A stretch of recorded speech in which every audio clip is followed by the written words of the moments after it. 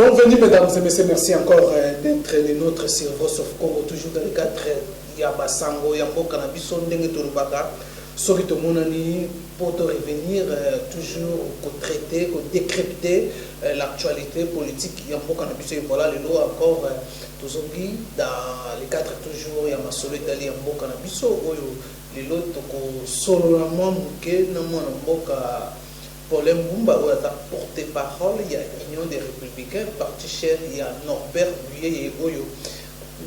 Mikolo Azar na Mbokate, la République démocratique du Congo, il a quitté la République démocratique du Congo il y a quelques mois à quelque chose la ligne souci échec il y a combat échec il y a démarche il y a aussi une application il y a encore cadre d'Addis Abeba où il y a moni Azad dessus dans la communauté internationale, la crise où ils ont une solution dans les accords cadre d'Addis Abeba où il fallait l'applicabilité dans et ça malgré l'Union sociale dans la communauté internationale, malgré ma déclaration, il n'a pas trouvé cause ou moyen pour appliquer et voilà, il est maintenant aux États-Unis. Avec Paul Mbumba, nous allons essayer de décortiquer, de savoir en plus aussi pourquoi il est aux États-Unis à quelque chose. En tout cas, sans plus tarder, mot de mon mboka Paul Mbumba. Mot de développement. Oui, voilà. Alors, tout le monde n'a pas de question. Je crois que on l'a dit déjà comment j'ai introduit mon émission. Concernant toujours l'actualité, encore en émission de Yebi, que 8 mois déjà, depuis que Félix Tshisekedi est au pouvoir, le gouvernement tarde toujours. Il y a maintenant le limité. Récemment, il y a hier, le mercredi, pardon, les 7, que le premier ministre Sylvestre Ilunga a bandaki ba consultation formelle ou à des plateformes pour gérer la République démocratique du Congo avec Félix Tshisekedi. Alors, pour te mettre dans solo, votre président Norbert lui est aux États-Unis, à quelque chose déception. Il y a non-application, il y a encore cadre d'Addis Abeba, opinion Congo, faut l'application encore cadre d'Addis Abeba, faut essentiellement pour éviter certaines crises dans la République démocratique du Congo. La démarche n'est pas une logoté à les États-Unis salani. Déception, bien que se soulager même les États-Unis ou à quelque chose la combat politique, selon l'opinion de non, le Congo. Les autres continuent toujours aux Alana pour passer crise en crise. Merci beaucoup. Moi, Namboka de Gosman, Namutuna, Oyo, Otuningaï. Otuni Mituna est belé, mais au résumé, Yango, Nakubandana introduction na yo. Moi, Namboka Norbert Luyeye, à Kekosala Nini na États-Unis. Moi, Namboka Norbert Luyeye, à Kimi Déception. Mon amboka Nobel yeye akimi nini boy na boye makambe bele olobi et na komeka oyanola muke na ba téléspectateurs oyo bazoko landa biso na kanisi mon amboka Nobel yeye tango azwaki bazanui na ndeko Joseph Kabila Kabange na 2016 tango asalaki conférence de presse na Nzili ya kolakisa été le vide juridique se pointe à l'horizon. Et Sengeli, Congolais, la classe politique congolaise, tous autour d'une table pour éviter tout côté na vide juridique. Et ça qui passe na baninga na biso ya ngambo oyo bazalai ko kambama na ndeko Kabila Kabange. Bae ko so mwana mboka Nobel ye na ndaku na ye na basoda ya ndeko Kabila batindi ye na demiap d'abord la bandaki et après batambousier na différentes prisons de la place na évité à la ville province de Kinshasa prison ni yango oyo bakotisa qui était voilà ayeko suka na niveau ya makala oyebi mwana mboka Ousmane na niveau ya makala soit na ba prison aussi atambolaki a bénéficiaki soins de santé ya malamu te regret na biso pe avant que babima na prison centrale de makala to perdaki vaillant membre moko na ndeko ya Ekulu Jean-Paul Yoka akufaki pona nini santé ya malamu ezalaki te. Alors mwana mboka Norbert ye ntango abimaki asalaki conférence de presse ya kolakisa ete na opinion nationale et internationale ke na mikolo ekoya akobima na mboka akokende na mboka ya Amerika kuna azwaki rendez-vous na docteur na ye pona ba soins appropriés. Et mwana mboka Norbert ye chose dite chose faite alongolaki makolo na ye awa akendaki na mboka ya Amerika pona ba soins de santé. Mais cela n'empêche pas en tant qu'acteur politique azwa apprendre azwa contact na ba acteur politique ya gouvernement américain, surtout que mwana mboka Norbert Yeye est sollicité par les Américains pour na décanter crise politico-sécuritaire oyo ezana kati ya mboka na biso République démocratique du Congo. Voilà, alors ndengolobi aké pour la santé et puis ba démarche politique.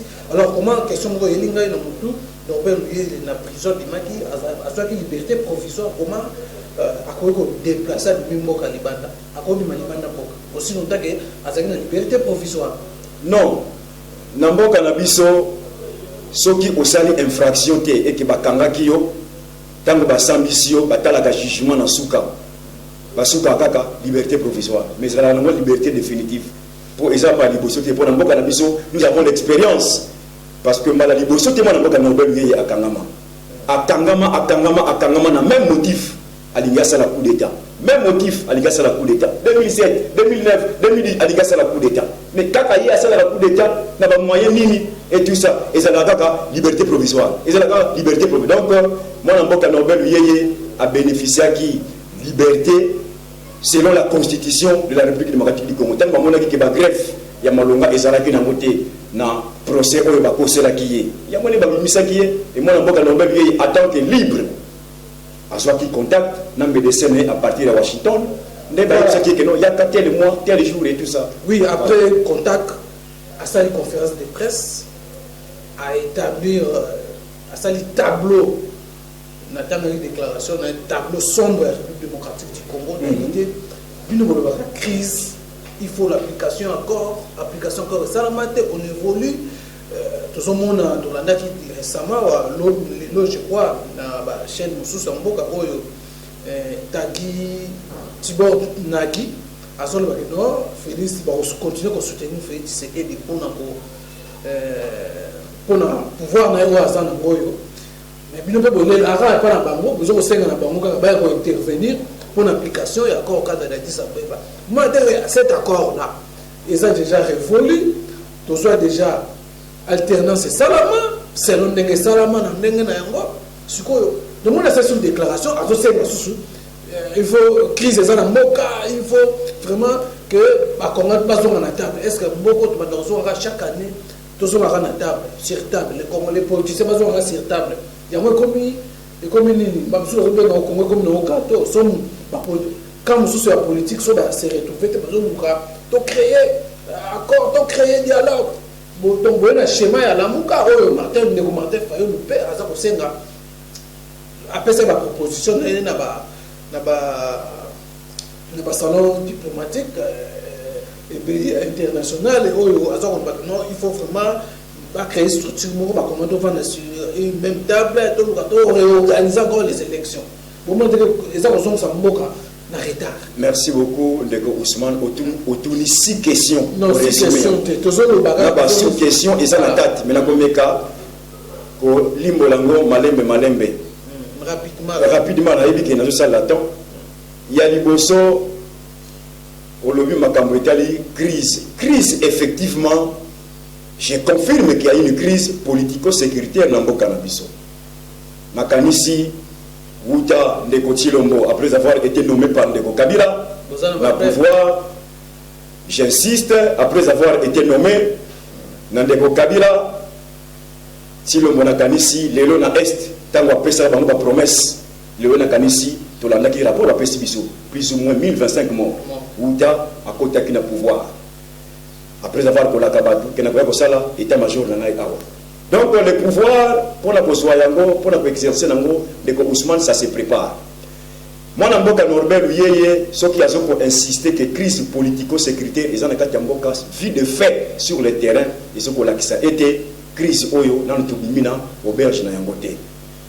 élection oyo esalemaki awa na mboka na biso esalemaki en violation des textes juridiques qui régissent la République démocratique du Congo. C'est là où mon mboka Norbert Luyeye alobaki ete ba oyo nyonso ba s'engageaki na voie ya maponami en violation de la constitution, ce sont des criminels. Un jour, ils répondront na ba crime oyo bango ba salaki. On est salaki parenthèse.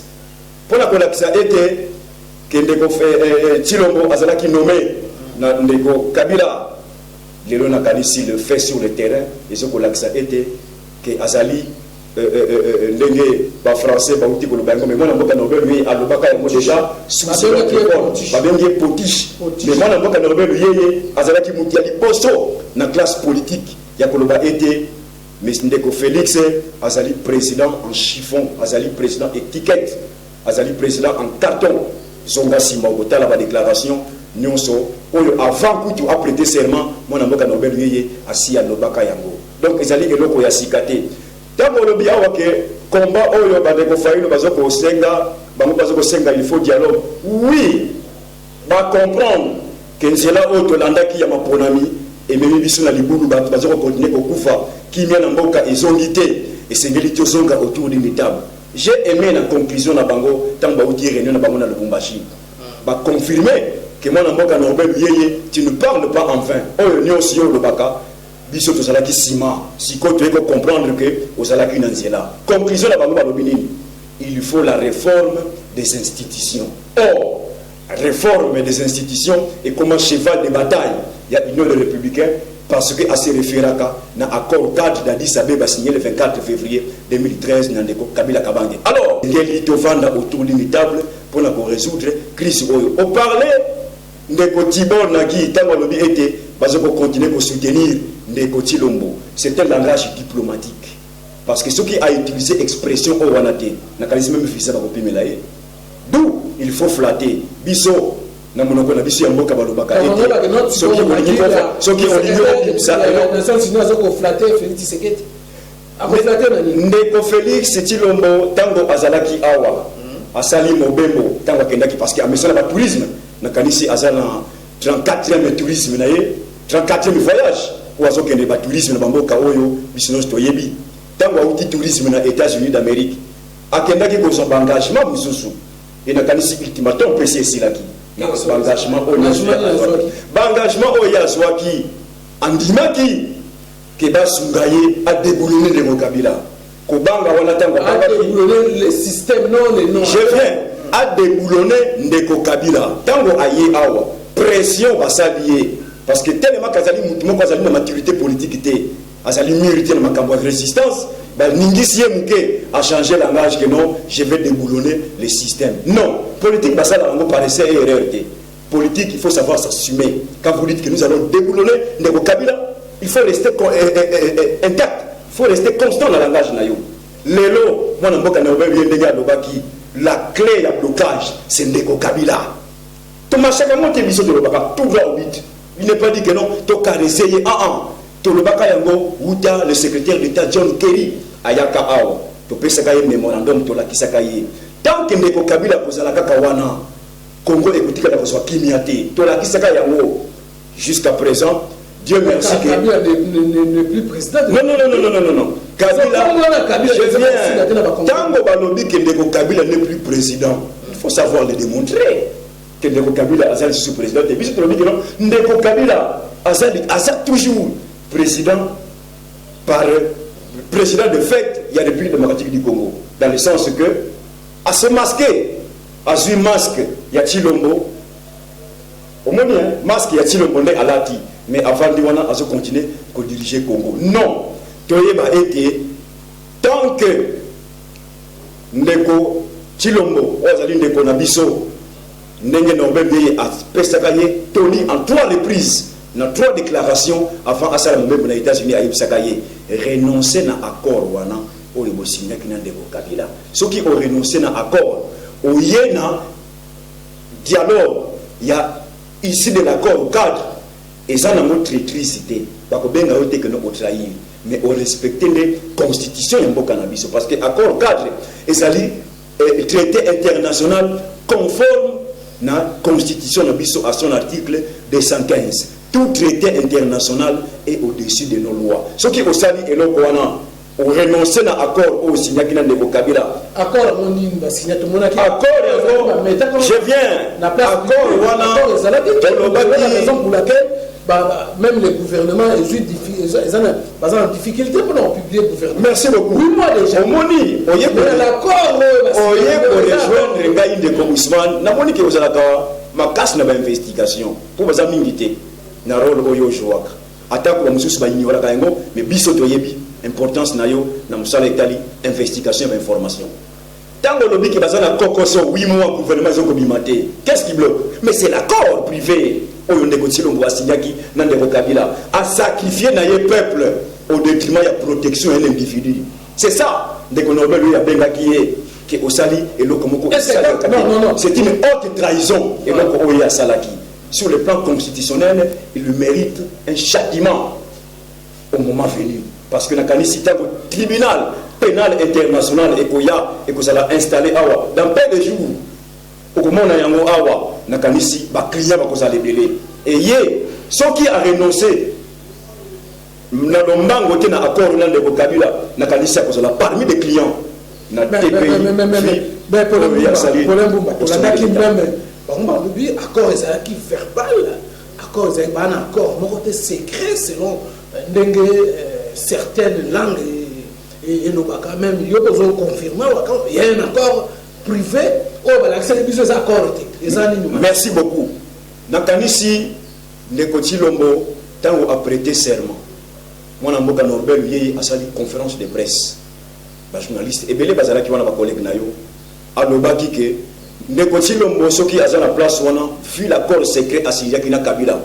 Yango esali été à coma au sommet de l'État. Alors mingi ba contestaki et donc on a pas na été moi mboka Norbert Yeye akosi accord ezala kate mais ba oyo balandaka ba déclaration Norbert Yeye de près balobaki to ko réagir là nous te laisser le temps au temps et na kanisi dernièrement Yemoko ndeko na biso Tilombo tango uti est a confirmé que oui il y a un accord quand bien même que c'est verbal. Peu importe, est-ce la écrit, est-ce la verbal, mais le fait d'accepter, tout à fait ça. Le fait, non l'accord, je sais, je viens.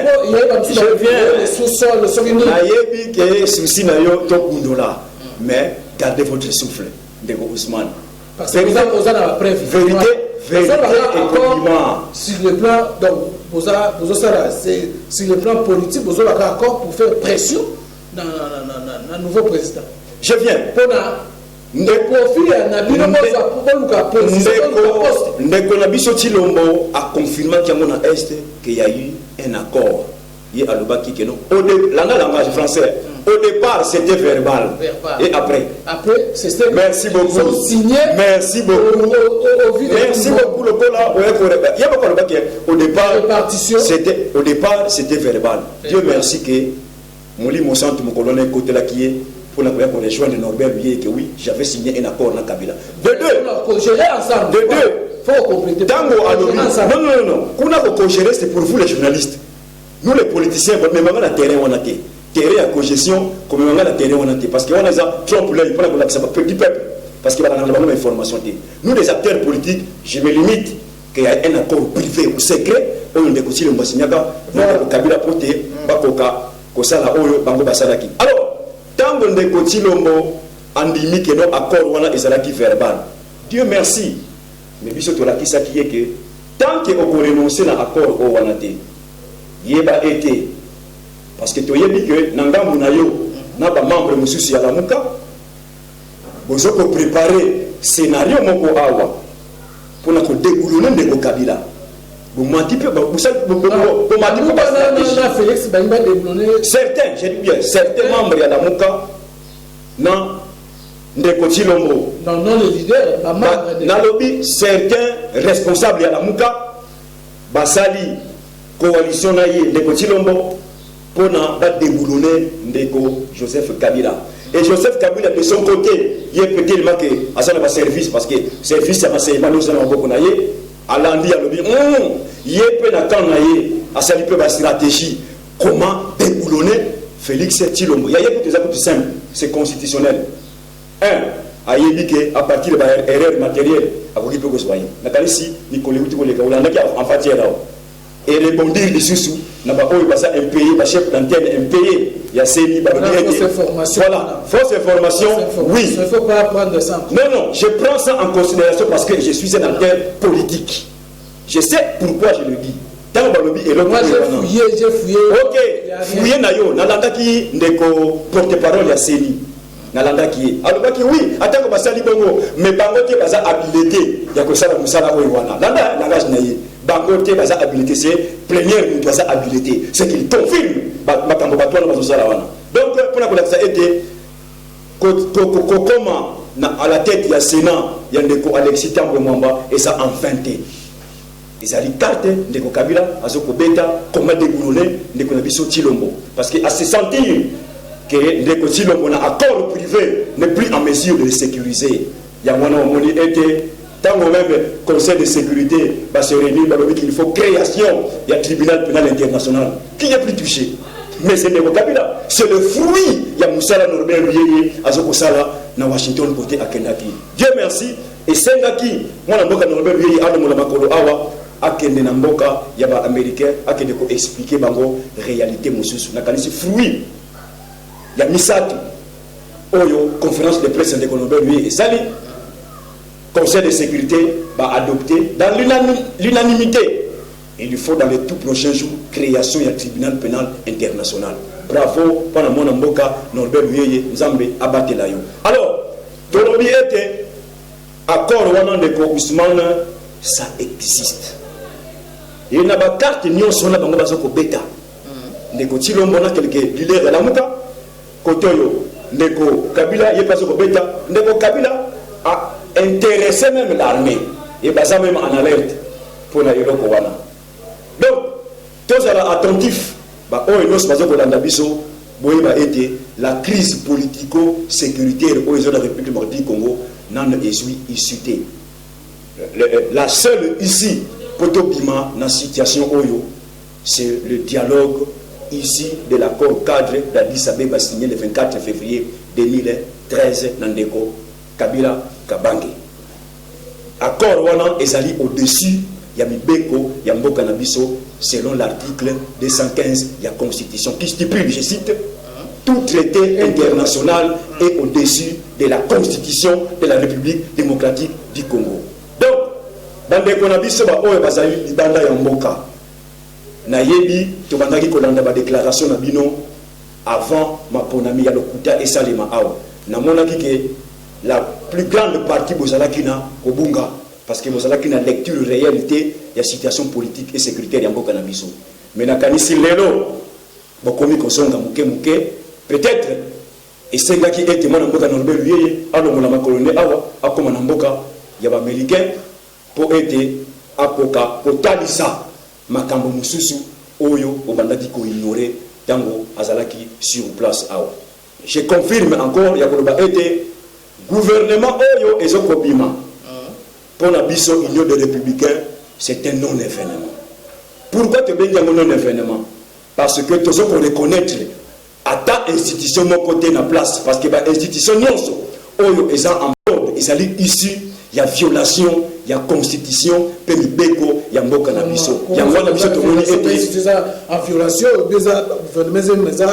non événement, non événement dans le sens que ba élection o ça ne maki awa. Tu reconnais pas qu'il y a moté. Donc gouvernement républicain. Nalobi bien. Par union des républicains. Nalobi bien.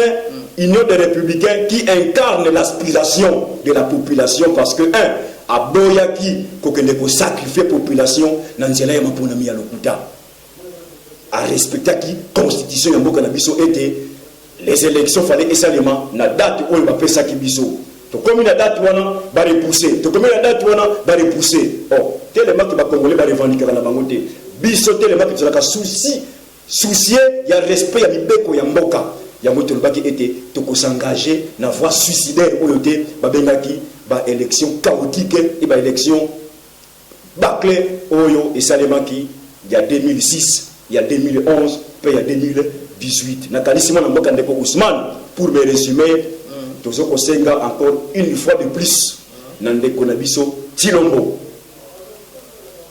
tant que on renoncer na accord oyo bozana ngona ndeko Kabila te crise oyo nakanisi ekosila te fuite pe accord ebimarate ti fuite ya accord oyo yemo non tango balobi ete tango bozolo bakeno fuite ya accord ebima tango tozolo ba boza l'attentif on va balancer le défi hein balancer le défi so il y a encore il y a un accord ça n'a plus accord ndeko Félix si c'est vrai que ozwaki maponami ya solo ba ministère il faut pas pesa ko pesa un président non voilà je viens la constitution je viens non je viens non majorité la parlement ba na biso boye to tanga di ba fake news na la bengo ba fake news na ba réseaux sociaux ko ba été batmini bazoko se référer même en France Jospin na Chirac et ça là il y a bongo mais je dis non ce qui bango ba komaki na niveau oyo wana ko comparer à côté na République démocratique du Congo parce que la comparaison n'est pas raison. Kuna na bango élection salimaki en bonne et due forme. Le gagnant a l'équipe de majorité parlementaire. Il faut former gouvernement en toute liberté. Nakanisi et Moumena Kité. Mais awa Nakanisi soki ndeko Tshilombo alobaki maponami et le kwaliboso alingaki ya sala. Limogeage ya chef d'état-major général parce que azala obédience na été. Et le kwaliboso basala ya mwana. Nakanisi même erreur wana. Tatana ye. Je viens. Nous sommes un pays dictatorial. Tatana ye à l'époque. Il faut continuer avec la Tatana ye. Tatana ye. Même l'union dictatoriale. Non, fait c'est que Tatana ye. Non. La démocratie. Non. Qu'est-ce que fruit à accord? Parce que je ne peux pas accord. Ne touchez pas à ceci, à cela. Parce qu'il n'y a qu'à accord.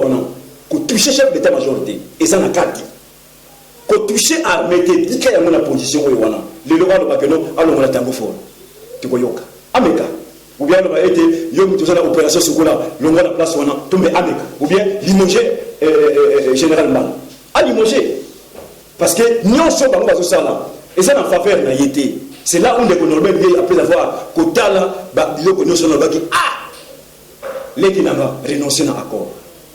Mais à mon été, que moi j'ai renoncé à l'accord. Même les lots, amer, les diplomates américains, j'ai sonné. Parce que les collègues, à comment ils ont à Talab, il y a des gens qui sont Tshilombo. Les gens qui sont ici, à Souki, à Bimalisus, à Loba.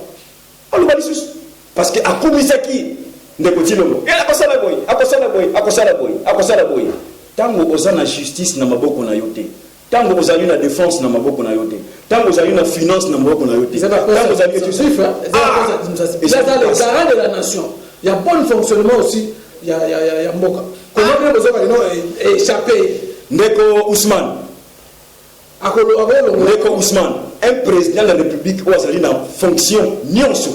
Où il pestier la constitution. À sa ordonnance.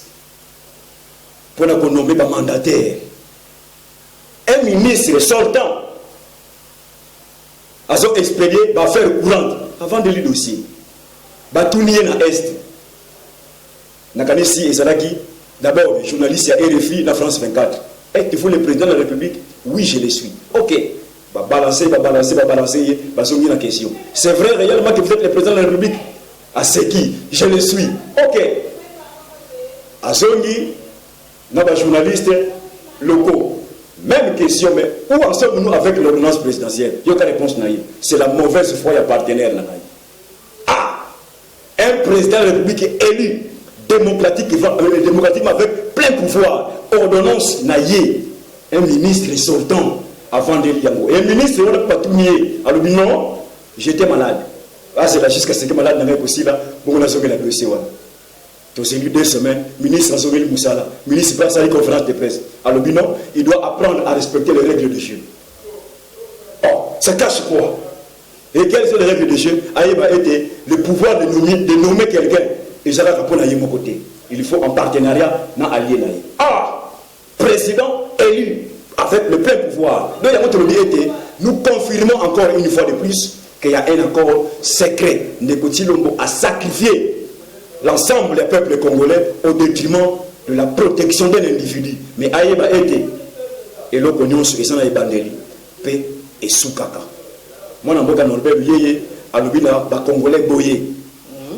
Boza la Kimia, le changement, c'est là, et Koya. Mais Ekoya à travers Nini, Ekoya à travers un dialogue franc, ici de l'accord, cadre d'Addis Abeba. Eko Salema, et je le confirme, que le document, ça sera mis en application. Nalandi, Nekoti Lombo, à travers Moutou Oya Nomaki, comme étant coordonnateur du mécanisme national de suivi, Neko Claude Balanki.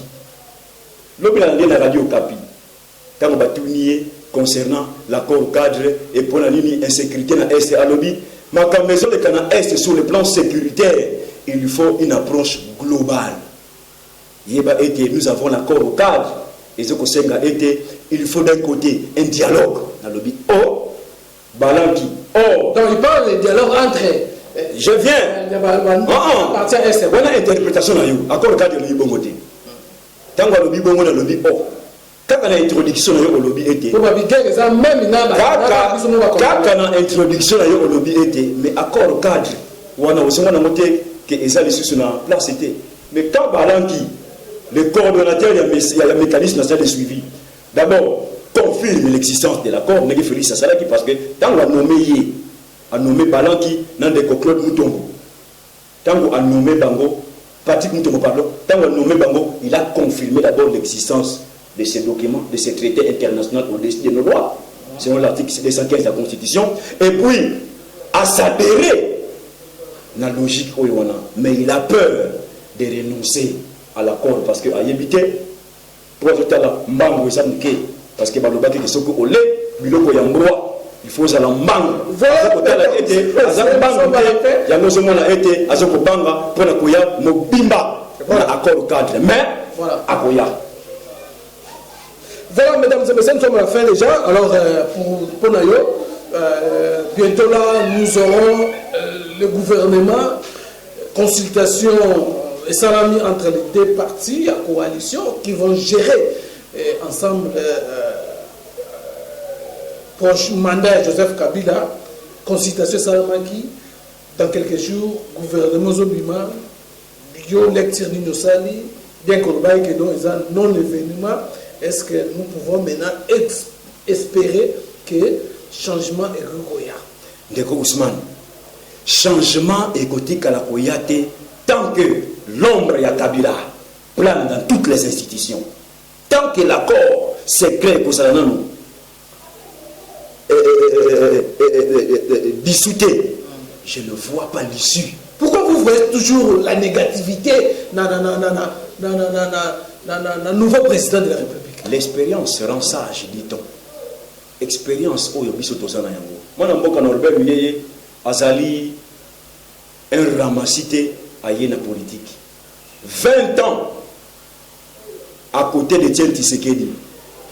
Ce n'est pas autour de 20 ans collé avec son père. Paix à son âme, Etienne Tshisekedi. 16 ans à la tête, il y a Union des Républicains. 36 ans. Toujours, il a gardé la même philosophie. Quoi? Défendre l'intérêt supérieur de la nation. Ce que c'est là qui est bon côté. Mais n'a qu'à ici l'élo. Ce qui est petit lombo, à ce qui pouvoir, il y a solo. Mais n'a qu'à ici pas Norbert Yeye, parce que grand frère n'a petit frère. Comme mon cause a fils adoptif, mon cause a fils adoptif, fils biologique, et tiens, c'est qu'il paie à son âme. Ce qui est là qui a pouvoir, il y a solo. Mais va d'aller à ce qu'il a pouvoir, ah, voilà, Tinda Moutiwana, voilà, Akendekuna, oh, Azongaboui. Mais tellement que pouvoir et dans Maboko, il y a des Joseph Kabila Kabange. Il ne faut rien espérer. Et je lance un vibrant appel à la population congolaise pour rejeter le gouvernement Oyo et son Kobima. Parce qu'il y a soutenir le système Oyo, to décrire avant ma ponami et Salema. Après les élections, c'est égal à avant les élections. L'élo, beaucoup ça coûte importance dans le gouvernement Oyo parce que budget Oyo Nyonso, il y a l'État presque reconnu dans l'institution Oyo Wana. Donc Ousmane, c'est triste comme pays, c'est triste comme accord. L'anda scénario moko elekiao. na kati ya gouvernement na tangi na répartition ba ministère. Voilà. Ministre de la défense. Hein? Ministre de la défense. Vice-ministre de la défense. Délégué à la défense. C'est quoi ça? Ministre de l'Intérieur. Vice-ministre de l'Intérieur. Ministre délégué à l'Intérieur. Oh. Où allons-nous? Tout ça, c'est pour la Kima. Pour la caser. Tu bases à la humilité. Parce que justice. Parce que la plupart, ils vont gérer pendant 18 ans.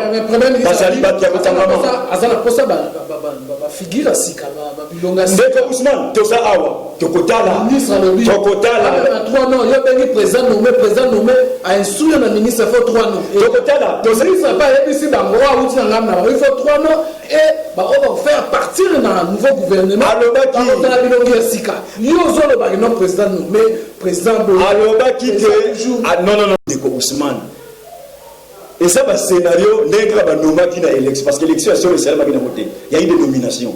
Donc, les mêmes nominations continuent. Tant qu'on a dit que Pessanga 3 noms, ça c'est un trompe-l'œil. Tout a été boutiqué. Alors, il y a besoin d'un visage à Sika.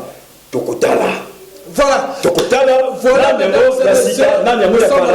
je sais une chose que le gouvernement est pour apporter solution à la Congolais. Bon, rejeter un mot. Voilà, mesdames et messieurs, merci Nabil Onyoso merci Napis Kaswan, derrière la caméra, merci Nabil Onyoso, surtout votre fidélité dans votre Congo, tout à l'heure là, dans le numéro Moussoussou, bye bye.